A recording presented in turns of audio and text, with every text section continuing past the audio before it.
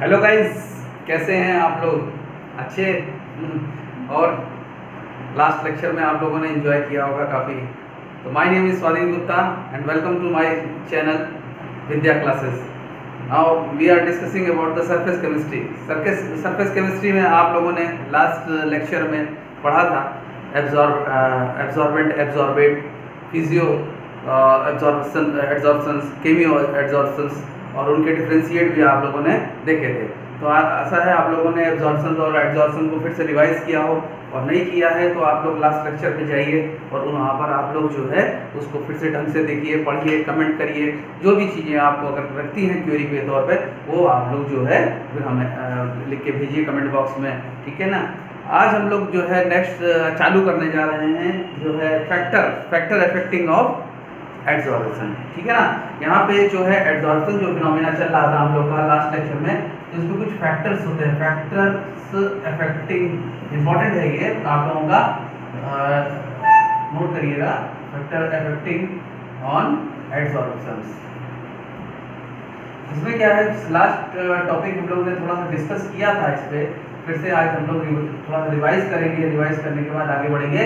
सबसे पहली चीज आती है नेचर ऑफ एड्सॉर्बेंट की बात आती है। तो नेचर एड्सॉर्बेंट कैसा होना चाहिए, तो हम लोग ने लास्ट टाइम बात की थी कि जो आपका एड्सॉर्बेंट है, बेसिकली एड्सॉर्बेंट जो है उसका जो है आपको जितना ज़्यादा हम लोगों ने बात की थी सरफेस एरिया की बात कही थी कि एक आप बीकर में लें और पानी को एक आप जो है लार्ज जो है एरिया में अगर उसको स्प्रेड आउट करें, किसको, वाटर को, तो आप देखेंगे, क्या देखेंगे कि आपका जो एड्सॉर्प्शंस है वो एक बीकर के कंपैरिजन में जो स्प्रेड आउट वाटर है उसमें ज़्यादा होता है, ठीक है ना।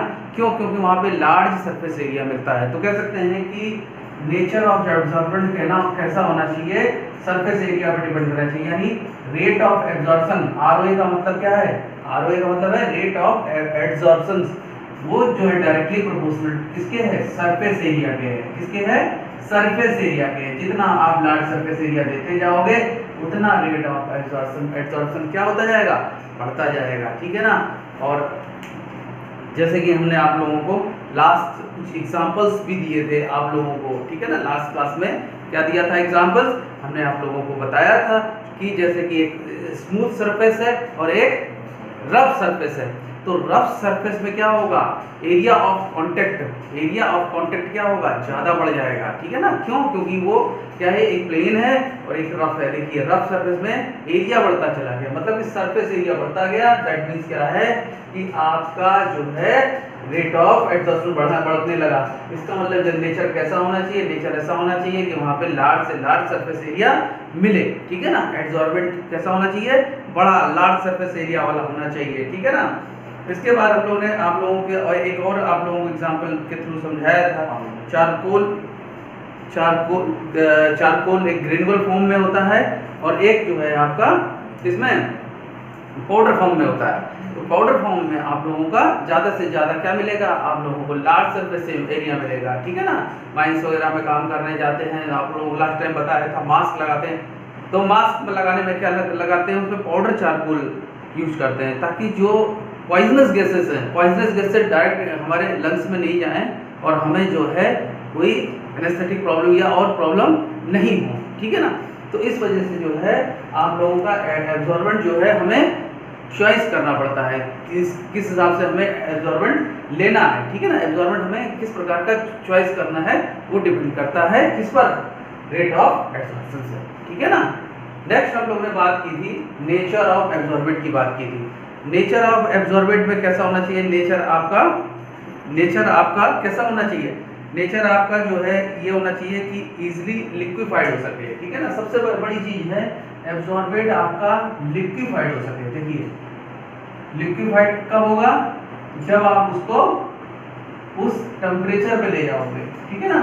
किसी एक सभी का देखिए पर्टिकुलर क्या होता है कि हर गैस का कुछ ना कुछ एक क्रिटिकल पॉइंट होता है। क्रिटिकल पॉइंट मतलब उसके बाद ना तो उसमें कुछ भी हम चेंजेस नहीं कर सकते, ठीक है ना। जैसे सपोज करिएगा, ठीक है ना, सपोज करिए आप कि आपको हमने एक गैस दे दी ए और हमने एक गैस दे दी बी, ठीक है ना, एक दो gases they the A B, और एक का हमने क्रिटिकल टेम्परेचर अगर मान लीजिए मैंने दिया आपको 200 केल्विन दे दिया, ठीक है ना, 200 केल्विन, और एक का हमने आपको वो दिया कि 300 केल्विन है।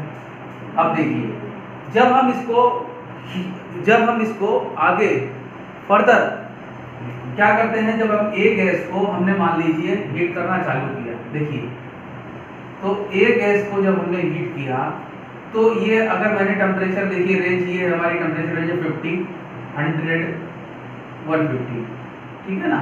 तो हमने इसको 150 डिग्री 50 केल्विन टेम्परेचर दिया गैस का, बढ़ाया मान लीजिए किसी को प्रेशराइज करके, तो इसमें जो है लिक्विफिकेशन किसका, ए का होगा, बी का भी होगा, ठीक है ना, ए का भी होगा, बी का भी होगा।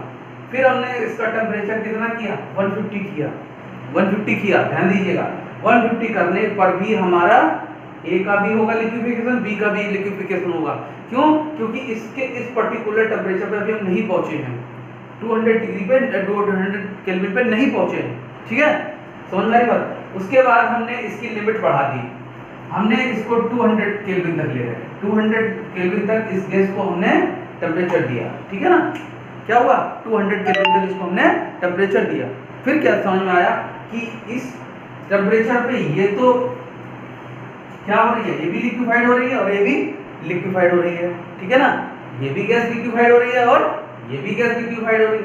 लेकिन जैसे ही मैंने टेम्परेचर क्या किया, 200 से 250 किया, देखिए ध्यान दीजिए 250 किया टेम्परेचर, 250 में मुझे क्या पता चला कि इस गैस का अब लिक्विफिकेशन नहीं हो सकता, जबकि बी गैस का, देखिए बी गैस का इसका लिक्विफिकेशन केवल यहीं तक हो सकता है, यही इसका क्रिटिकल पॉइंट आ गया, जबकि बी गैस अभी भी लिक्विफाइड होगी, 250 पर भी लिक्विफाई होगी। क्यों? क्योंकि अभी उसका जो है क्रिटिकल टेम्परेचर कितना है, 300 केल्विन है, कितना है 300 केल्विन है, ठीक है ना। तो 250 तक जो है अभी ये हो जाए, ये नहीं हो पाएगी, लेकिन ये होगी क्योंकि इसका अभी क्रिटिकल टेम्परेचर आपका नहीं आया है इस गैस का, ठीक है। तो गौर करिए, समझिए बात को ये छोटी सी बात है लेकिन इसको समझना बहुत जरूरी है, बहुत इसलिए जरूरी है क्योंकि ये आपके लिए आगे जो लैंगम्यूर और फ्रेंडलिच के कर्व आएंगे, आइसोथर्म कर्व आएंगे, उनमें ये बात आपको क्या है जरूरत पड़ेगी, ठीक है ना। क्या कि किसी गैस का अपन क्या करते हैं, प्रेशर बढ़ाते हैं तो उस पे जो है x/m का रेशियो वगैरह पे बात आएगी, उसको आगे हम लोग अभी डिस्कस करते हैं। लेकिन यहाँ पर ये देखिए कि इस गैस का लिक्विफिकेशन क्या होगा, 200 के बाद बंद हो जाएगा, इस गैस का 250 पे नहीं होगा। क्यों? क्योंकि इसका क्रिटिकल टेम्परेचर आ चुका है, ठीक है ना, समझ रहे ना। तो इस तरह से हम लोग ने लास्ट क्लास में एक आप लोगों को टेबल दी थी, ये हम लोग गैसेस की टेबल दी थी, जिसमें हम लोग ने आपको एक क्रिटिकल टेम्परेचर और वॉल्यूम एब्जॉर्ब के बारे में बताया था, कितना वॉल्यूम एब्जॉर्ब किया जा रहा है गैस के, ठीक है ना, ml में कितना वॉल्यूम एब्जॉर्ब किया जा रहा है, ठीक है ना। उसकी हम लोग ने आप लोगों को टेबल दी थी, उसमें ये बताया था कि जो SO2 है, SO2 का सबसे ज्यादा देखिए क्रिटिकल टेम्परेचर है। In comparison of this table SO2 having more critical temperature, ठीक है ना। दिस पॉइंट बी नोटेड कि अगर टेम्परेचर ज्यादा है तो वहां पे वॉल्यूम ऑफ एब्जॉर्प्शन ज्यादा से ज्यादा आपका गैस एब्जॉर्ब होगी, ठीक है ना। लेकिन जैसे जैसे आप देखिए NH3 की तरफ आइए, NH3 में देखिए 405 है, क्रिटिकल टेम्परेचर कितना है 405 है, 405 आने पर जो है उसका वॉल्यूम ऑफ एब्जॉर्प्शन क्या हुआ, कम हो गया, 180 ml ही रह गया, ठीक है ना। जैसे जैसे हम बढ़ते गए, देखिए बढ़ते गए क्या, हमने अलग अलग गैसेस ली जिनका नेचर क्या था, जिनका क्रिटिकल टेम्परेचर क्या था, कम था। जैसे कि लाइक हाइड्रोजन का केस लीजिए, हाइड्रोजन में क्या है कि क्रिटिकल पॉइंट 33 अगर हमने लिया है तो उस केस में जो है आपका जो इसका वॉल्यूम ऑफ एब्जॉर्प्शन है वो 4.5 ml ही रह गया, ठीक। इसका मतलब ये देखिए इन केस में जहां पर जो टेम्परेचर है क्रिटिकल टेम्परेचर लोअर जोन में आ रहा है, देखिए इस लोअर जोन में आ रहा है, वहां पर जो है एड्सॉर्प्शन भी क्या हो गया, कम होता चला जा रहा है, कम होता चला जा रहा है, ठीक है ना। लेकिन जहां पर ये क्रिटिकल टेम्परेचर हाई थे, 4 to 300 की रेंज में थे, वहां पर आपका वॉल्यूम ऑफ एब्जॉर्प्शन क्या है, ज्यादा है, ठीक है ना। तो इस तरह से हम ये कह सकते हैं कि इस टेबल में अगर हम इधर की तरफ बढ़ते हैं तो हमारा क्या हो रहा है, एक्सटेंट किस चीज का बढ़ रहा है, बोलिए। हाँ, इज ऑफ लिक्विफिकेशन क्या हो रहा है, डिक्रीज हो रहा है, ठीक है ना। लिक्विफिकेशन आपका क्या हो रहा है, डिक्रीज हो रहा है, ध्यान दीजिए, लिक्विफिकेशन डिक्रीज हो रहा है आपका। और क्या डिक्रीज हो रहा है, और आपका हाँ, वॉल्यूम ऑफ एड्सॉर्प्शन भी आपका डिक्रीज हो रहा है, ठीक है ना। वॉल्यूम ऑफ एड्सॉर्प्शन जो है आपका, वो भी आपका डिक्रीज हो रहा है, ठीक है ना, ध्यान दीजिए, ठीक है। तो इस तरह से आप ये समझ सकते हैं कि किसी भी क्रिटिकल टेम्परेचर के बियॉन्ड जाने पर जो है, हम बियॉन्ड लिमिट से अगर ऊपर निकल जाते हैं तो वहां पर हमारा लिक्विफिकेशन नहीं होगा, फिर हमारा व्यर्थ है, उस टेम्परेचर को बढ़ाना क्या है, वेस्ट जा रहा है, ठीक है ना। समझ रहे हैं ना बात को। इस तरह जो है आगे आप लोग जो है इसका टेम्परेचर जो है जैसे जैसे बढ़ाएंगे, ठीक है ना। तो SO2 का केस देखिए, NH3 का केस देखिए, CO2 का केस देखिए, जनरली जो है ये बहुत अधिक मात्रा में, ग्रेट एक्सटेंट मतलब क्वांटिटी में जो है ये क्या हो रहे हैं, आपके एब्सॉर्ब हो रहे हैं, ठीक है ना। तो इसके बाद आप लोगों को ये समझ में आ रहा होगा। और जबकि CO2, N2 और H2 का केस देखिए, CO2, N2 और H2 का केस देखिए, यहाँ पर क्या हो रहा है, यहाँ पर आपका ये जो है डिफिकल्ट हो जाती है थोड़ा लिक्विफाई करना इनको, क्योंकि एड्सॉर्प्शन ही नहीं हो रहा है, इनका टेम्परेचर का एड्सॉर्प्शन ही नहीं होता, इनको लिक्विफाइड करना क्या हो रहा है, मुश्किल हो रहा है, इनको मुश्किल होता चला जा रहा है, ठीक है ना। कम मात्रा में, मतलब इनकी सरफेस एरिया भी बढ़ा दोगे तो कोई फर्क नहीं पड़ेगा, क्योंकि यहाँ पे उतना ही लेंगे जितना उसका क्रिटिकल टेम्परेचर है, डिपेंड करेगा क्रिटिकल टेम्परेचर कितना है, ठीक है। Critical temperature high, that means adsorption high, ठीक है। मोटी सी बात समझिए, ठीक है, क्लियर है, नोट करना है, ठीक है, नोट करिए 1 2 3। तो लास्ट हम लोग ने ये आप लोगों का डिस्कस कर लिया। अब हम लोग डिस्कस करेंगे टेम्परेचर ऑफ सरफेस। देखिए ध्यान रखिएगा कि टेम्परेचर कैसे बढ़ाएंगे, टेम्परेचर बढ़ाने या घटाने पर क्या फर्क पड़ेगा, क्या फर्क पड़ेगा। तो सबसे पहले हम लोग डिस्कस करेंगे इस पर कि आप लोगों की जो सरफेस है, सरफेस पर जो है हम लोग, देखिए आप लोगों को पता होगा कि हम लोग जो है जनरली क्या करते हैं कि कोई भी एड्सॉर्प्शन के लिए क्या जरूरी होता है, सरफेस कितनी अवेलेबल सरफेस है, जितनी ज़्यादा अवेलेबल सरफेस होगी उतना आपका रेट ऑफ एड्सॉर्प्शन क्या होगा, ज़्यादा होगा, ठीक है ना। क्लियर है ना आप लोगों को, ठीक है। तो एड्सॉर्प्शन बेसिकली कैसी प्रोसेस है, आप लोगों को लास्ट टाइम हमने बताया था, वेरी गुड, एक्सोथर्मिक प्रोसेस है, एक्सोथर्मिक प्रोसेस है। तो due to the exothermic process reaction, ये आप लोगों की क्या होती है, सरफेस पर जितना आप लोगों का एब्जॉर्प्शन होता है उतना ही क्या हो जाता है, डिसॉर्प्शन हो जाता है, ठीक है ना। जितना आप लोगों का हाई रेंज में क्या होगा, एब्जॉर्प्शन होगा, उतना ही आपका डिसॉर्प्शन भी होगा, ठीक है ना। तो कह सकते हैं कि एब्जॉर्प्शन जो है बेसिकली रिवर्सिबल है, बेसिकली रिवर्सिबल है, ठीक है ना। जितना आपका एब्जॉर्बेट आएगा तो कोशिश ये रहेगी कि उतना ही एब्जॉर्बेट जो है निकल भी जाए, ठीक है ना। तो ये दोनों एक दूसरे के क्या है, एक दूसरे के पूरक हैं एक तरह से, ठीक है ना। अगर इसमें आप लोगों का डेल्टा H रिलीज होता है तो डिसॉर्प्शन टू एब्जॉर्प्शन आने में आप लोगों की जो एनर्जी है वो आप लोगों को रिक्वायर्ड भी पड़ेगी, रिक्वायर्ड पड़ेगी। जो आपका अमाउंट ऑफ द एब्जॉर्बेट आया है उसको निकालने के लिए आप लोगों को क्या होगा, हीट की भी क्या होगी, रिक्वायरमेंट पड़ेगी, ठीक है ना। तो डिसॉर्प्शन से अपन को क्या कर सकते हैं, एब्जॉर्प्शन भी कर सकते हैं, ठीक है ना। तो ये फिनोमेना किसी सरफेस पे चलता रहता है, ठीक है ना। बेसिकली क्या है हमारा एब्जॉर्प्शन में क्या है कि एक्सोथर्मिक रिएक्शन चलती रहेगी। एक्सोथर्मिक रिएक्शन चलने के कारण जो है ये जो है आपका जितना भी आप अगर टेम्परेचर बढ़ाते हैं तो एक टेम्परेचर बढ़ने के बाद, एक टेम्परेचर आने के बाद फिर क्या होगा, उसका फिर डिसॉर्प्शन चालू हो जाएगा, ठीक है ना। तो इसलिए क्या है कि हमारा एट ए कांस्टेंट प्रेशर पे एक आइसोथर्म लागू होता है, एक आइसोथर्म लागू होता है, जिसमें कि ये बताया गया है कि हमारा जो है कि किसी भी कांस्टेंट टेम्परेचर के बाद जो है किसी भी सरफेस पे एब्जॉर्प्शन नहीं हो सकता, ठीक है। किसी भी कांस्टेंट टेम्परेचर के बाद एक टेम्परेचर पर्टिकुलर आने के बाद फिर आपका एब्जॉर्प्शन नहीं हो सकता, ये कोई आपका एब्जॉर्प्शन नहीं हो सकता। ये मॉलिक्यूल्स हैं, कैसे, गैस के मान लीजिए, तो ये ज़्यादा एब्जॉर्ब नहीं होंगे, ठीक है, ज़्यादा एब्जॉर्ब नहीं होंगे, ठीक है। तो एक पर्टिकुलर कंडीशन के बाद या एक पर्टिकुलर टेम्परेचर के बाद ये एब्जॉर्प्शन रुक जाएगा, ठीक है, बिल्कुल। तो आपका क्योंकि आपके पास क्या है, वहां पर आपका लिमिट हो गई, खत्म हो गया, आपका एरिया नहीं रहा, एरिया पूरा आपका फिनिश हो गया, एरिया आपका खत्म हो गया वहां पर। अब आपका कितना भी आप टेम्परेचर बढ़ा रहे हो, ठीक है ना, टेम्परेचर आप बढ़ा रहे हो, एब्जॉर्प्शन नहीं होगा, ठीक है ना।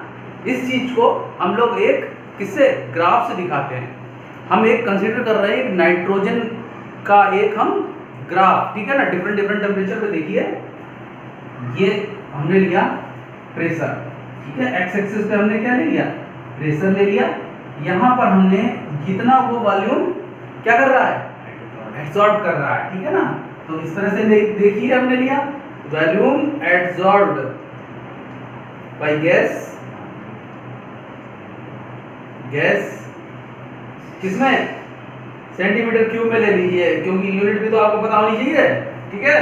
तो ये पता होगा यूनिट आपको, ठीक है। तो आप देखिए इसका हम गैस का, किसका, नाइट्रोजन का, ठीक है ना। ये ग्राफ हमने लिया है किसके बीच, किसका लिया है, नाइट्रोजन का लिया है, ठीक है ना, नाइट्रोजन गैस का हमने लिया है, ठीक है ना। किसमें लिया है, प्रेशर वर्सेस वॉल्यूम के बीच में लिया है, ठीक है ना। वॉल्यूम ऑफ नाइट्रोजन एब्सॉर्ब्ड और वेपर प्रेशर के बीच में, ठीक है, इसका वॉल्यूम, ठीक है, वॉल्यूम ऑफ नाइट्रोजन गैस और वर्सेस हमने खींचा है कितना, नाइट्रोजन एब्सॉर्ब कर रही है, ठीक है ना, हाँ, प्रेशर एब्सॉर्ब प्रेशर या वेपर प्रेशर बोले या प्रेशर बोले, प्रेशर के बीच में, ठीक है ना। इसके बीच में हमने एक ये आपका ग्राफ प्लॉट किया। तो ये ग्राफ देखिए आप लोगों को क्या होता है कि किसी भी गैस का अगर हम प्रेशर बढ़ाते हैं, देखिए तो कुछ समय तक देखिए ये कैसा चल रहा है, एक यूनिफॉर्मली चल रहा है, ठीक है ना, एक स्ट्रेट लाइन को ऑक्यूपाई कर रहा है, लेकिन एक समय बाद जब उसके पास सरफेस एरिया, क्या हो गया, सरफेस एरिया खत्म हो गया, ठीक है ना। अब क्या होगा, ये गैस को एब्जॉर्ब करेगा, नहीं करेगा, तो ये क्या हो जाएगा, ये बिल्कुल सीधा हो जाएगा, ठीक है ना। यहाँ से क्या हो गया, ये सीधा हो गया, ठीक है, मतलब कि अब ये ना तो इसका क्या हो गया, प्रेशर कांस्टेंट हो गया, सॉरी प्रेशर आप बढ़ा रहे हैं, गैस में प्रेशराइज कर रहे हैं, लेकिन वॉल्यूम ऑफ एब्जॉर्प्शन क्या हो गया, बिल्कुल जीरो हो गया, मतलब बिल्कुल कम हो गया, ठीक है ना, समझ रहे ना। तो ये मान लीजिए 193 केल्विन जैसा डाटा दिया जाता है। उसके बाद फिर आपने कोशिश किया यार कि थोड़ा सा यार और इसका टेम्परेचर हम बढ़ाते हैं, किसका, एड्सॉर्बेंट का।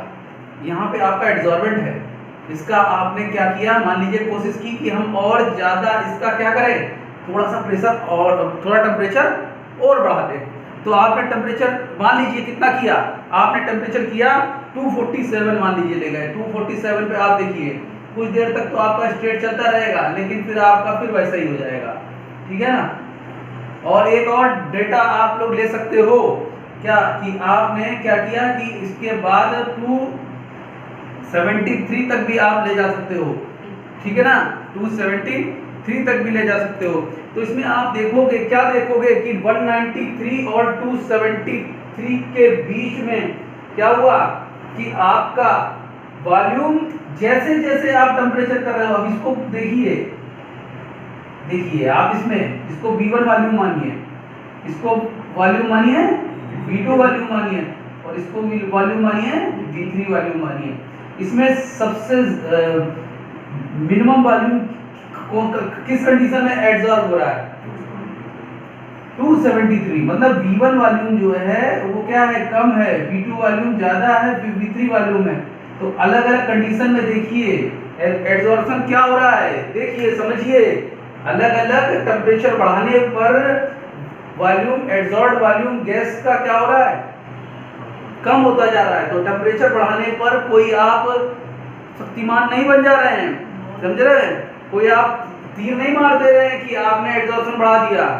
एड्जॉर्प्शन नहीं बढ़ रहा है, उस केस में आपका एड्जॉर्प्शन नहीं बढ़ रहा है, बल्कि क्या हो रहा है, कम हो जा रहा है। बिल्कुल क्या हो जा रहा है, एड्जॉर्प्शन कम हो जा रहा है, ठीक है ना। 193 पे देखिए V3 मैक्सिमम है, ठीक है, लेकिन आपने सोचा कि मैं एड्जॉर्प्शन और बढ़ा लूं, तो आप कहां गए, 274 वाला आपने फॉलो किया, ठीक है। उस कंडीशन में क्या होगा आपका, ये V2 वॉल्यूम आपका आया, V2 वॉल्यूम मतलब वॉल्यूम एड्जॉर्ब गैस का कितना आया, V2 आया, जो कि V3 से कम था, समझ रहे हैं ना। फिर उसके बाद आपने फिर क्या किया, 273 तक ले गए। 273 पर आपने क्या देखा कि जो है वॉल्यूम और कम हो गया। तो प्रेशर तो बढ़ रहा है बेटा, लेकिन टेम्परेचर बढ़ाने पर उसका जो एब्सॉर्ब वॉल्यूम रेट है किसी भी गैस का, वो क्या होता जा रहा है, कम होता जा रहा है, ठीक है ना। इस बात को आप समझिए, ठीक है ना।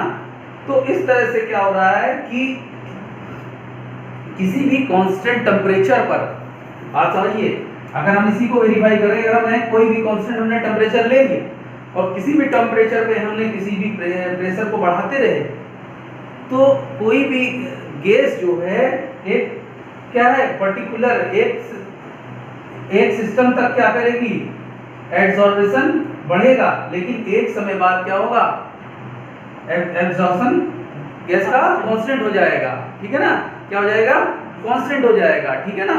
तो देखिए 193 और 247 के बीच में कांस्टेंट प्रेशर पे pressure of volume gas absorb क्या हो रहा है, डिक्रीज हुआ है, ठीक है। आप देखिए ये डिक्रीज हो रहा है, ठीक है। जैसे जैसे हम ऊपर की तरफ गए तो V1 V2 V3 घटता जा रहा है। तो इसी पर जो है हमारे आगे इसी पे एक आइसोथर्म बनी है। आइसोथर्म मतलब इस टेम्परेचर के बेसिस पे कि यार यहाँ पर टेम्परेचर बढ़ाने का कोई फर्क नहीं पड़ रहा है, कोई फर्क नहीं पड़ रहा है, तो हम कांस्टेंट टेम्परेचर पे ही क्या करेंगे, आइसोथर्म के बारे में समझेंगे, ठीक है ना। जो कि हमारी क्या है, इसी पे फ्रेंडलिज एड्जॉर्प्शन आइसोथर्म, फ्रेंडलिज एड्जॉर्प्शन आइसोथर्म, ठीक है ना। तो इसको आप लोग नोट कर सकते हैं चाहे तो, ठीक है। Nature of temperature of surface कैसा रहा, ठीक है। तो बच्चों हमने अभी आप लोगों को ये बात क्लियर की कि टेम्परेचर का फर्क क्या पड़ेगा। तो टेम्परेचर आप लोगों का बढ़ाने पर जो है एड्जॉर्प्शन का रेट जो है, एड्जॉर्प्शन वॉल्यूम ऑफ एड्जॉर्प्शन बढ़ेगा नहीं, उल्टा क्या होगा, कम हो जाएगा, ठीक है। क्योंकि डिपेंडिंग ऑन सरफेस एरिया, क्योंकि अवेलेबल आपके पास सरफेस एरिया ही नहीं है। टेम्परेचर कितना भी बढ़ा लो, आपके पास सरफेस एरिया ही अवेलेबल नहीं था। तो सरफेस एरिया अवेलेबल नहीं था, इसका मतलब आपका जो है एड्जॉर्प्शन वहीं पर क्या होगा, रुक जाएगा, रुक जाएगा। मतलब कि अगर आपने टेम्परेचर और भी बढ़ाया तो कोई फर्क नहीं पड़ेगा। तो इसके बेसिस पे आप लोगों ने पढ़ा होगा, इस आइसोथर्मल, थर्मोडायनेमिक्स पढ़ा होगा, उसमें पढ़ा होगा आप लोगों ने आइसोथर्मल और आइसोबारिक, आइसोकोरिक।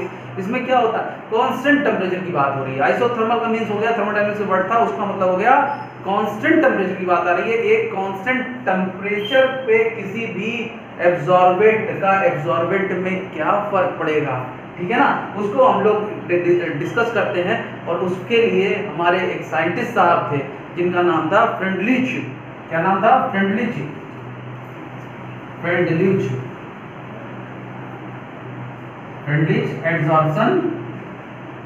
एड्जॉर्प्शन आइसोथर्म दिया, ठीक है। इनके नाम पे ही पढ़ा है आइसोथर्म, ठीक है ना। ये साहब ने क्या बताया, इन्होंने ये बताया साहब कि कोई भी आपका एब्जॉर्बेंट अगर है तो एब्जॉर्बेट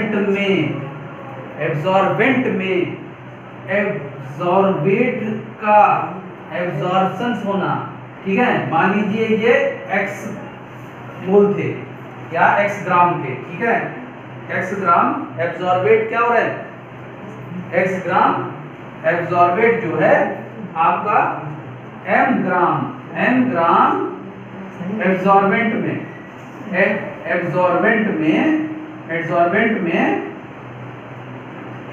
आना चाहते हैं, एब्जॉर्बेट होना चाहते हैं, ठीक है ना। एब्जॉर्बेट जो है आपके x ग्राम m ग्राम एब्जॉर्बेट में एब्जॉर्बेट होना चाहते हैं या इसमें एब्जॉर्प्शन होना चाहते हैं, ठीक है ना। तो उसके लिए डिपेंड करेगा क्या, प्रेशर पे डिपेंड करेगा। ठीक है, एक्सटेंट ऑफ, एक्सटेंट मींस इसकी क्वांटिटी, किसकी, इसकी quantity, x gram of absorbent की क्वांटिटी। ठीक है ना, किस पे डिपेंड करेगी, एब्जॉर्बेंट पे डिपेंड करेगी। ठीक है ना, तो एक्सटेंट क्या हुआ कि x ग्राम जाना चाहता है कितने में, m ग्राम में जाना चाहता है, इसमें जाना चाहता है m ग्राम में जाना चाहता है। ठीक है ना, किसमें जाना चाहता है, m ग्राम एब्जॉर्बेंट में जाना था। तो x gram x by m जो हो गया वो हो गया आपका extent of absorbent.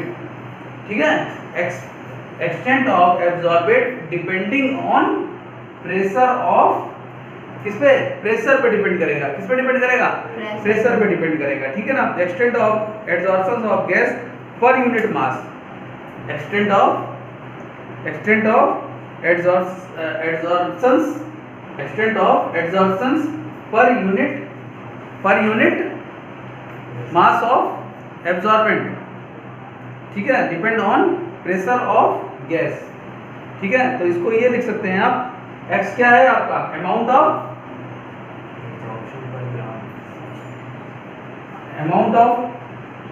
Absorbent. Okay, amount x क्या है, amount of absorbate, amount of absorbate. ठीक है, और आपका ये क्या है आपका, मास ऑफ एब्जॉर्बेंट। ठीक है, मास ऑफ एब्जॉर्बेंट, बेंट हो गया। ठीक है ना, यही कहलाएगा आपका x बाई m। इसको क्या बोलेंगे, इसको हम क्या बोलेंगे, एब्जॉर्प्शंस, एक्सटेंट ऑफ एब्जॉर्प्शंस। ठीक है, ये आपका एक्सटेंट ऑफ एब्जॉर्प्शंस हो गया।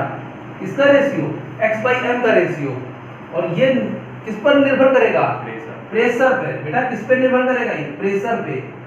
ठीक है, तो ये हमारा फ्रेंडली साहब ने ये हमारा एक्सप्रेशन दिया कि x ग्राम एब्जॉर्बेट को अगर आप m ग्राम एब्जॉर्बेंट में अगर ये आपका x ग्राम जो है एब्जॉर्बेट जाते हैं, तो इनका जो रेशियो होता है वो कहलाता है आपका एक्सटेंट ऑफ एब्जॉर्प्शन। मींस ये हो गया कि amount of absorbent per unit gram of absorbent में जितना भी एब्जॉर्प्शन हो रहा है वो कहलाता है एक्सटेंट ऑफ एब्जॉर्प्शन, और वो डायरेक्टली प्रोपोर्शनल होता है, p के प्रोपोर्शनल होता है। तो हमारा जो है फ्रेडरिक साहब ने ये जो है आपका स्टेटमेंट दिया, जिसके अनुसार ये था आपका कि कोई भी गैस का प्रेशर जो है वो डिपेंड करेगा एक्सटेंट ऑफ एब्जॉर्प्शन से, बट वो किस पे होना चाहिए, कांस्टेंट प्रेशर पे होना चाहिए। The extent of एब्जॉर्प्शंस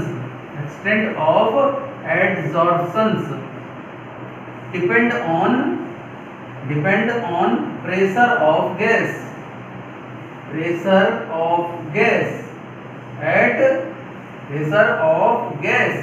at critical temperature, at constant temperature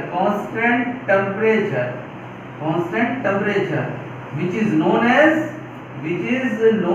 जिसको हम जानते हैं, किस नाम से जानते हैं, फ्रेंडलिच आइसोथर्म के नाम से जानते हैं। देखिए मिक्स कर दिया मैंने, extent of absorption depend on pressure, ठीक है, of gas at constant pressure which is known as जो है आपका फ्रेंडलिच आइसोथर्म। ठीक है, ये आप समझिए। ठीक है, तो हम एक ग्राफ प्लॉट करेंगे, जो ग्राफ है which is known as graph, जो भी आप ग्राफ प्लॉट करेंगे वो आप लोगों को कहलाएगा फ्रेंडलिच एब्जॉर्प्शन आइसोथर्म कहलाएगा। ठीक है ना, तो हम आपके लिए ग्राफ फुल नोट बना रहे हैं, इसको ध्यान दीजिएगा आप लोग। तो यहाँ पर हम लोगों ने ये x बाई एम लिया है y एक्सेस पे, देखिए ध्यान करिएगा। ठीक है ना, x बाई एम क्या है, रेट ऑफ एब्जॉर्प्शन।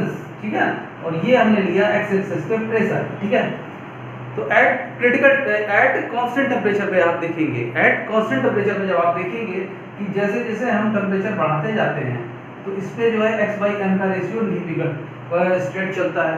ठीक है, कोई चेंज नहीं होता है। मींस क्या होगा, आपका जितना भी आपका एब्जॉर्बेट आएगा सारा का सारा क्या हो जाएगा, एब्जॉर्बेंट में समा जाएगा। ठीक है ना, एब्जॉर्बेंट उसको लेता जाएगा। ठीक है ना। एक टाइम के बाद क्या होगा कि ये इसको लेना बंद कर देगा, ठीक है ना, यहाँ से इसको लेना बंद कर देगा।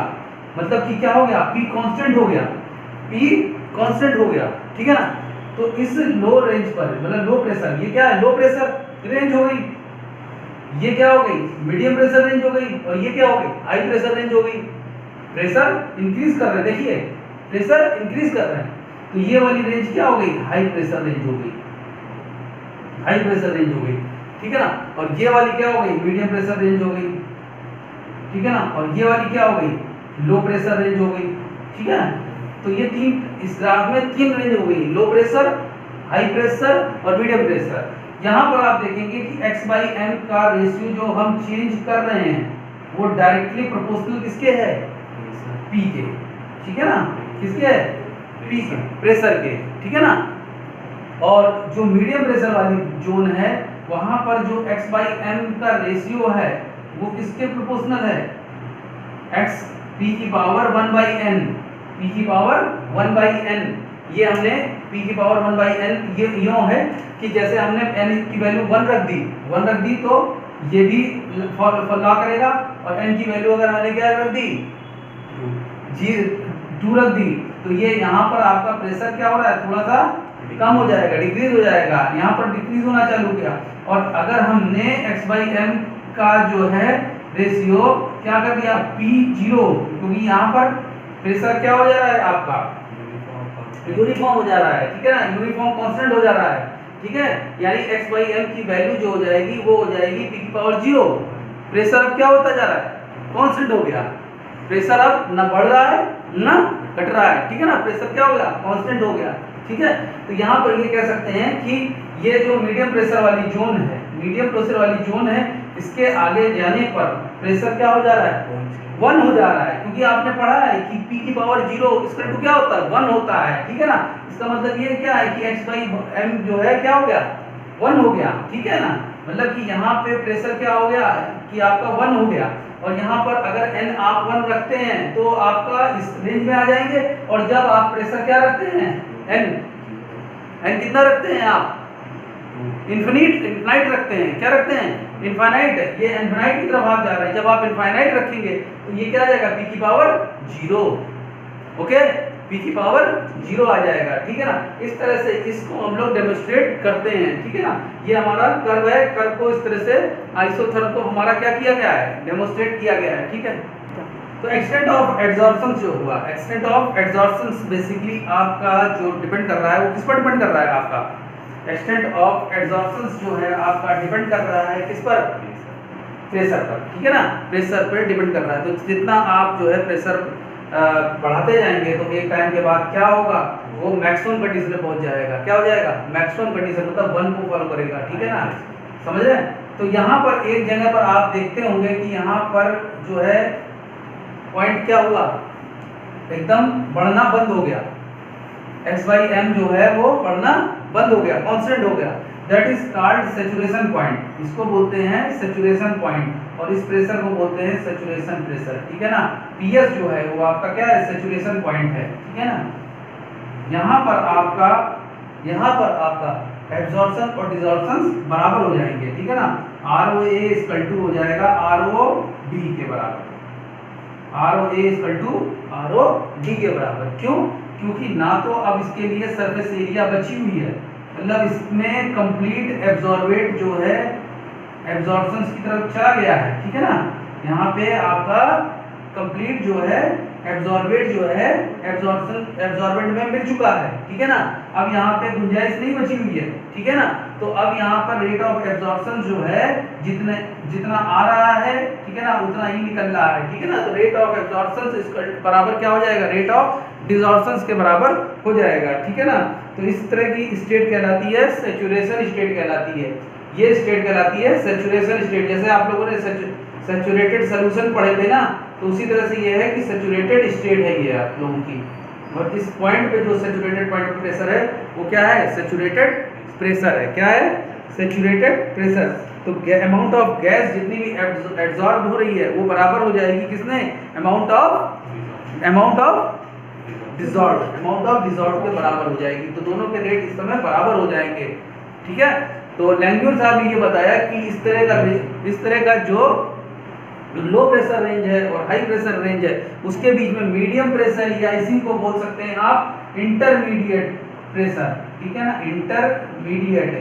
इंटरमीडिएट प्रेशर बोल सकते हैं। तो इंटरमीडिएट प्रेशर जो है इसके बीच में लाई करेगा और जहां पर आपका जो है, ठीक है, दो कंडीशन बनेगी, आपकी दो कंडीशन बनती है। एग्जाम में आपके लिए आ सकता है, ये चीज पूछा जा सकता है।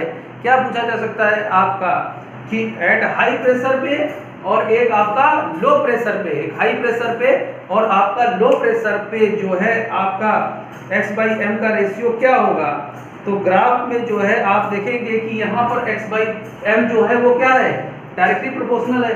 तो यहाँ पर एक आप क्या कर सकते हैं, इंट्रोड्यूस कर सकते हैं, कांस्टेंट का भी इंट्रोड्यूस कर सकते हैं। देखिए ध्यान दीजिए, गौर करिए, तीन कंडीशन बनी है आपकी, एक बनी एट लो प्रेशर, नोट करिए, ध्यान दीजिएगा, एट लो प्रेशर पे आपका जो x/m का रेशियो है वो डायरेक्टली प्रोपोर्शनल टू p है, ठीक है। इसको अपन बोल सकते हैं x/m = kp। ये देखिए, ये कुछ आपकी इक्वेशन बनी, ठीक है, ये आपकी इक्वेशन बनी y बराबर mx टाइप की, ठीक है, y बराबर mx प्लस c, यहाँ c नहीं है लेकिन m है, y क्या है x/m, y क्या है x/m, ठीक है, y क्या है x/m और यहाँ पर आपका x क्या है p है। देखिए तो ये फॉलो कर रहा है, ये वाली जो कंडीशन है वो फॉलो कर रही है इस स्ट्रेट लाइन को, समझिए बात को, ध्यान दीजिए, ये फॉलो कर रही है ये स्ट्रेट लाइन को, ठीक है। कहां पर, लो प्रेशर जोन में, लो प्रेशर में ये कंडीशन जो है फॉलो कर रही है लो प्रेशर पे स्ट्रेट लाइन को। और जैसे हम आगे बढ़ेंगे कहां पर, इंटरमीडिएट स्टेज पे, एट इंटरमीडिएट स्टेज पे आप लोगों का x/m का जो रेशियो है वो हो जाता है डायरेक्टली प्रोपोर्शनल टू p की power n, exponent of power of p, exponent power of p। ये एक आपका एक्सपोनेंट फंक्शन बन जाता है जहां पर n की वैल्यू जो है आप क्या कर सकते हैं, n की वैल्यू पर निर्भर रहेगी आपकी, आप n की वैल्यू पर निर्भर रहेगा आपका x/m, ठीक है ना, extent of adsorption, very good, extent of adsorption, सही आंसर दिया, ठीक है। तो x/m जो है दो कंडीशन में आपका, अगर आपने n बराबर क्या ले लिया यहाँ पर, एक आपने 1/n अगर क्या ले लिया आपने, 1/n आपने क्या ले लिया, बोलिए, नहीं समझ में आ रहा है, 1/n आपने ले लिया 0, क्या ले लिया 1/n, अगर आपने क्या ले लिया 0 ले लिया, और एक बार 1/n अगर आपने 1 रखा, देखिए पुट करके देखिए इसको, p की पावर 0 यानी x/m बराबर क्या आ गया, कंडीशन देखिए, कंडीशन देखिए, x/m p n/1 की 0 0, x की पावर p की पावर 0, p की पावर 0 = 1, यानी x/m बराबर आ गया, एक कांस्टेंट के बराबर आ गया। देखिए ध्यान दीजिए, अगर 1/n आपने क्या लिया, 1 लिया, ठीक है ना, 1/n लिया तो x/m क्या आ गया आपका, kp के बराबर आ गया, ठीक है ना, क्या आ गया, kp के बराबर आ गया। यानी यहाँ पर क्या हो रहा है कि आपकी वैल्यू जो है, देखिए ध्यान दीजिए, 1/n को आप क्या लिख सकते हैं, n बराबर क्या हो जाएगा यहाँ पर, n बराबर क्या हो जाएगा, इन्फिनिटिव, और यहाँ पे क्या हो जाएगा, n बराबर 1। आपने देखा कि इंटरमीडिएट स्टेज से दोनों कंडीशन फॉलो हो रही है। देखिए एक आपका आ रहा है x, देखिए 1/n रखने पर 1 आ रहा है, यहाँ पर इसको ट्रांसपोज करने पर n = क्या मिल जाएगा, क्रॉस मल्टीप्लिकेशन करेंगे, ध्यान दीजिए, क्रॉस मल्टीप्लिकेशन करेंगे तो n = क्या आ गया, 1 आ गया, n = 1, n की वैल्यू 1, और 1/n को अगर हम 0 रखते हैं तो इसको देखिए 0 इधर लाइए, n उधर ले जाइए, तो n बराबर क्या आ गया, n = इन्फिनिटिव, ठीक है, ध्यान दीजिए, तो n की वैल्यू क्या हो गई, 1 to इन्फिनिटिव, 1 से n की वैल्यू क्या हो गई, n की वैल्यू हम क्या रख सकते हैं, 1 से इन्फिनिटिव, 1 रखेंगे तो ये कंडीशन आ गई हमारी कौन सी, लोअर प्रेशर वाली आ गई, कौन सी आ गई, लो प्रेशर वाली आ गई, ठीक है ना, लो प्रेशर वाली आ गई। ध्यान दीजिए, इंटरमीडिएट से हम लो प्रेशर को भी डिफाइन कर रहे हैं, और ये x/m = k, x/m = k, that is x/m = k, ठीक है, that is that is zone of high pressure, ठीक है ना। इस तरह से हम इंटरमीडिएट प्रेशर से हाई प्रेशर को भी निकाल सकते हैं, ठीक है ना, at constant temperature, at constant temperature. ये हमारे फ्रेंडिस साहब ने बहुत बड़ी देन दी हमें कि हम कहीं पर भी किसी भी अगर पॉइंट पे खड़े हैं किसी भी पॉइंट पर और वहां पर हमारा जो है x/m के बेसिस प्रेशर के बेसिस x/m के प्रेशर के बेसिस पे हम ये निकाल सकते हैं कि वो कौन से जोन में है, किस तरफ हमारा जो है आइसोथर्म फॉलो कर रहा है, लो प्रेशर में फॉलो कर रहा है या हाई प्रेशर जोन में फॉलो कर रहा है, ठीक है ना। तो लो प्रेशर इंटरमीडिएट प्रेशर पे हम दोनों प्रेशर को डिफाइन कर सकते हैं, जैसा कि अब अभी आप इसमें भी देख सकते हैं, हाई प्रेशर पे देख सकते हैं। हाई प्रेशर पे आप देख रहे होंगे कि आपको ये दिखा सकते हो या आप डिफाइन भी कर सकते हो, किसी को भी बता सकते हो कि x/m का जो रेशियो होता है वो आपका k × p 0 के बराबर होता है और एक्सपोनेंस आपको पता है कि p की पावर 0 = 1 होता है। हाई प्रेशर पे जो है ये कांस्टेंट के बराबर हो जाएगा, जो कि हमने आपको इंटरमीडिएट स्टेट में समझा दिया है। तो यहाँ पर हमारी जो कोई पूछता है आपकी n की वैल्यू, तो n की वैल्यू कहाँ से कहाँ तक रहेगी, 1 से लेकर इंफिनिटी तक लाई करेगी। इसको आप नोट कर लीजिए, ध्यान रखिए इस चीज को कि n की वैल्यू 1 से इंफिनिटी तक बिलोंग करेगी और इसके बीच में ही आपका ये कर्व दौड़ेगा। ये कर्व जो है आइसोथर्म जो है आप लोगों का ये दौड़ेगा, ठीक है। तो इस तरह से जो है एडजॉर्प्शन जो है आइसोथर्म समझाई गई आइसोथर्म की, और इसको आप लोग जो है ध्यान कर सकते हैं, रिवाइज करिए, इसको ध्यान करिए, ये आ सकता है आपके एग्जाम में, ठीक है। इस पे कंडीशन पूछी जा सकती है, लो प्रेशर पे क्या रहेगी, क्या रहेगा कर्व, वो आपको मैंने समझा दिया है कि स्ट्रेट लाइन रहेगी, स्ट्रेट लाइन कैसे रहेगी, ठीक है। उसके बाद ये कर्व लेता है, ये आपका एक क्या आ रहा है, एक ये आपका पॉलिनोमियल फंक्शन आ रहा है, ठीक है ना, एक पॉलिनोमियल फंक्शन आ रहा है, ये देखिए आप, ये आपका एक पॉलिनोमियल फंक्शन आ रहा है। पॉलिनोमियल फंक्शन जो है डिपेंड करेगा ऑन डिग्री ऑफ n पे निर्भर करेगा। अगर आप n1 लेते हैं तो आप लो प्रेशर जोन, आप n1 लेते हैं तो आप लो प्रेशर जोन की तरफ जाएंगे, और अगर आप n क्या लेते हैं, इन्फिनिटिव लेते हैं, ठीक है, 1/n 0 लेना पड़ेगा, बट n क्या लेना पड़ेगा, इन्फिनिटिव लेना पड़ेगा। जब आप इन्फिनिटिव लेंगे तो आपको हाई प्रेशर जोन की तरफ जाना पड़ेगा, ठीक है ना, या कर्व आपका किधर जाएगा, हाई प्रेशर की तरफ जाएगा, ठीक है। तो इस तरह से जो है आपको जो है ये एक आइसोथर्म कर्व मिलता है, ठीक है। ओके, आप लोग पढ़ते रहिए, एंजॉय करते रहिए, बेस्ट ऑफ लक, ठीक है, थैंक यू। मजा आ रहा है, ठीक है। तो अभी आप लोगों ने देखा फ्रेंडलिच एडजॉर्प्शन आइसोथर्म, ठीक है। वहां पर आप लोगों ने एक इक्वेशन आप लोगों की इंटरमीडिएट प्रेशर पे एक हमने आप लोगों को एक इक्वेशन ड्राइव करके दी थी, ठीक है, निकाली थी। क्या निकाली थी, लेट अस फिर से देखते हैं आप लोग, x/m = या डायरेक्टली प्रोपोर्शनल टू p की पावर 1/n, ओके। जहां पर हम एक कांस्टेंट इंट्रोड्यूस कराते हैं, क्या हटाने के लिए, प्रोपोर्शन हटाने के लिए, ठीक है ना। तो x/m = k p की पावर n, ठीक है ना। मैथमेटिक्स जो भी पढ़ते हैं वो लोग ध्यान दीजिए कि we have taking both side taking log, both side taking log. अगर आप लॉग लेते हैं तो देखिए इस इक्वेशन का क्या फॉर्म होता है, देखिए लॉग लीजिए, log x/m, okay, = log k plus 1/n of log p, okay, समझ में आ रहा है, k × p, तो log m × n, log m × n, तो log n + n, ठीक है। 1/n बाहर है पावर में, तो 1/n आगे आ गया, समझ रहे ना, × log p, समझ रहे ना, ये मल्टीपल में था, हमने log में लिया तो ये प्लस में आ गया, ठीक है। कुछ ये वेरी कर रहा है इक्वेशन की तरह। इक्वेशन कौन सी, लाइन की इक्वेशन, ठीक है। लाइन की इक्वेशन देखिए, यहाँ पर इसको अगर आप y मानते हैं, किसको, अगर ये y मानते हैं, ठीक है, यहाँ पर आपको क्या मानना पड़ेगा, m, और log p x लेना पड़ेगा, और प्लस c क्या है, तो log k, that is the intercept point, that is intercept point.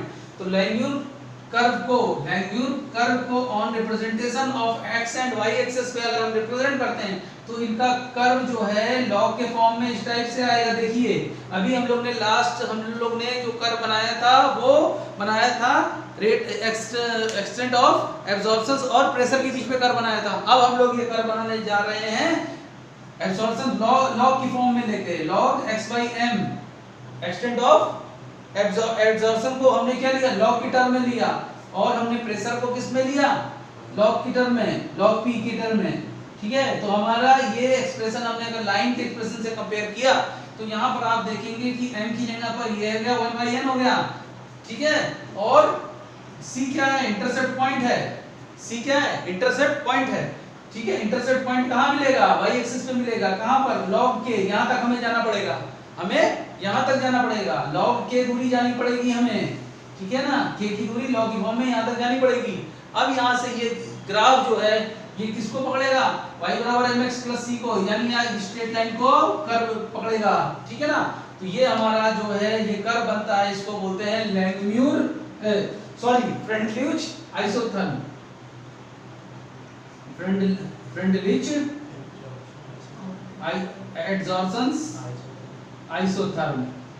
Okay, clear है, ये हमारा कहलाता है लास्ट फाइनली। अगर आपको एग्जाम में आता है तो ये आप लोग इस रिप्रेजेंटेशन को बना सकते हैं। ठीक है ना, इसको लिख सकते हैं आप।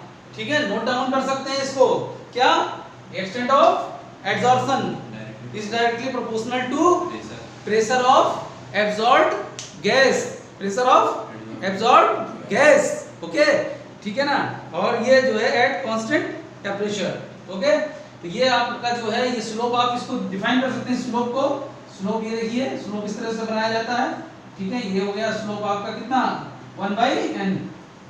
ये स्लोप आपका कितना आ गया, स्लोप क्या होता है, थीटा ही होता है, tan थीटा होता है बेसिकली, ध्यान दीजिए। ठीक है ना, ये x और y के बीच में ये स्लोप जो है क्या हो गया, 1/n हो गया। ठीक है, क्लियर है, समझ में आया। ठीक है, तो ये आपको एग्जाम में बना के आना है, अगर नंबर पाने हैं तो, और नहीं पाने हैं तो मत बनाना। ठीक है, मस्त छोड़ के चले आना। ठीक है, ओके। अच्छा, अब ये हुआ कि बेटा ये चीज जो क्लियर हो गई कि आपको ये ग्राफ क्लियर हो गया, आपने इसको एक्सप्रेशन भी कर लिया। ठीक है, अभी आप लोगों को एक हमने आपको प्रेशर के बेसिस पे बताया था, मीडियम प्रेशर, लो प्रेशर वाला। फिर फाइनली हमने इसको हमने आपको ये बताया कि इस कर्व से आप लोग किसी भी जोन में जा सकते हो, लो प्रेशर हाई प्रेशर में जा सकते हो। ठीक है ना, ये सब बताया गया, सब हमारे पास हाइपोथेसिस था। ठीक है ना, हमने लेकिन थ्योरेटिकल हम इसका प्रूफ नहीं कर पाए, तो वो कुछ लिमिटेशन थी हमारे जो है फ्रेंडली साहब की, कि कुछ लिमिटेशन रह गई थी। उन लिमिटेशन क्या क्या थी उन पे भी हम लोग गौर करते हैं। ठीक है, सबसे पहले लिमिटेशन इनकी क्या थी, सबसे पहला इनका ये था कि उन्होंने जो है डिफाइन नहीं कर पाए, किसको, प्रेशर को डिफाइन नहीं कर पाए। प्रेशर जो यहाँ पर था, ये देखिए आप लोग कि isotherm is applicable for the limit of pressure, एक प्रेशर की लिमिट पे ही था। ठीक है, एप्लीकेबल था लिमिट पे, और ये डेविएशन हाई प्रेशर पे जैसे जाते थे तो आपने देखा था उस कर्व में देखा था आपने कि किस तरह से वो डेविएटेड कर जा रहा था, यहाँ तक जाता था। देखिए, ठीक है, यहाँ तक तो सीधा साधा जाता था, अच्छे बच्चे की तरह जाता था। ठीक है ना, ये श्रेया की तरह जाता था, फिर यहाँ से क्या होता था, ये रोने लगता था, ये कर्व क्या होता था, फिर ये रोने लगता था, फिर ये क्या होता था, अपनी लाइन को पकड़ लेता था। ठीक है ना, ये क्या होता था, हाई प्रेशर पे जाते ही, प्रेशर जैसे ही आप बढ़ा लेते हैं, हाई प्रेशर पे जाते ही ये क्या हो गया, डेविएटेड हो जाता था। ठीक है ना, डेविएटेड, ये बता नहीं पाता था कि ये डेविएशन क्यों हो गया। ठीक है, ये डेविएशन क्यों हो गया, कितनी जल्दी डेविएशन हो गया। ठीक है, हाई प्रेशर पे जाते ही ये कर्व जो है इसका जो है आइसोथर्म क्या हो जाता था, चेंज हो जाता था। ठीक है ना, क्या, ठीक है ना, तो इसको लिख सकते हो कि हाई प्रेशर पे जाते ही ये डिफाइन नहीं था, तो हाई प्रेशर पे इसका डेविएशन जो है, हाई प्रेशर पे एट हाई प्रेशर डेविएशन इसका चेंज हो जाता था। ठीक है, दूसरा ये नहीं बता पाया k और n इसमें कांस्टेंट थे। ठीक है, k and n are constant. ठीक है, इनको डिफाइन नहीं कर पाया ये। ठीक है, कि कांस्टेंट कितने होने चाहिए, क्या होने चाहिए, बस ये बता दिया कि n की वैल्यू 1 से इंफिनिटी तक होनी चाहिए। ठीक है ना, और उस पे ही आप निकालते रहिए, किसी भी जोन पे आप निकालते रहिए प्रेशर।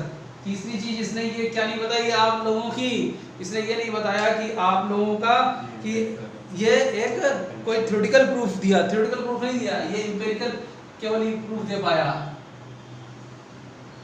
एम्पिरिकल प्रूफ ही दे पाया, थ्योरेटिकल प्रूफ नहीं दे पाया। ठीक है ना, थ्योरेटिकल इसका कोई प्रूफ नहीं मिल पाया, विकल्प प्रूफ नहीं मिल पाया। ठीक है ना, तो इसलिए ये लिमिटेशन नहीं, फेल पे क्या ये आगे को एक्सपोज नहीं कर पाया। ठीक है, n की वैल्यू जो 1 की n की वैल्यू अपन रखते थे, वो रखते थे 0 से लेकर कहां पर जब 0 रखते थे तो आप लोगों को क्या मिलता था?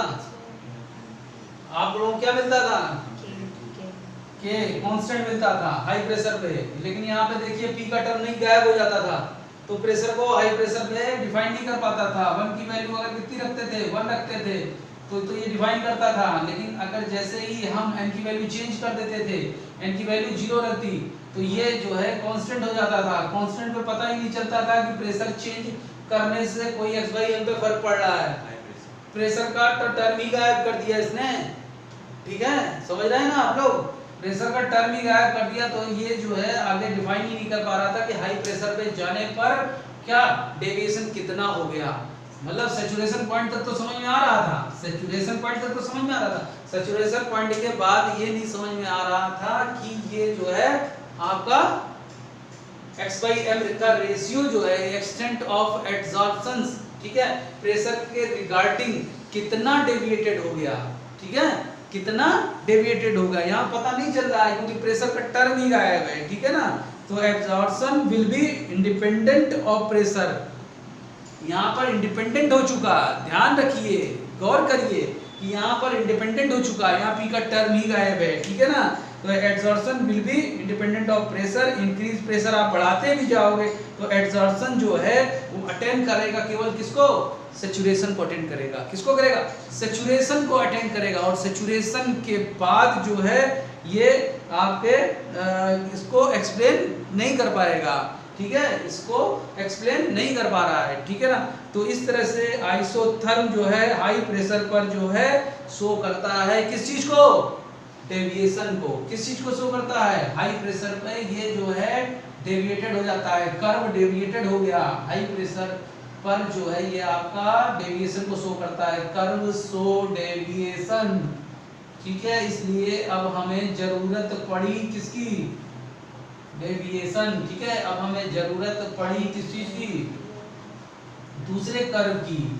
अब हमें दूसरे कर्व की जरूरत पड़ी, ठीक है, जिसको हम बोलते हैं लैंगम्यूर एड्सॉर्प्शन आइसोथर्म, ठीक है।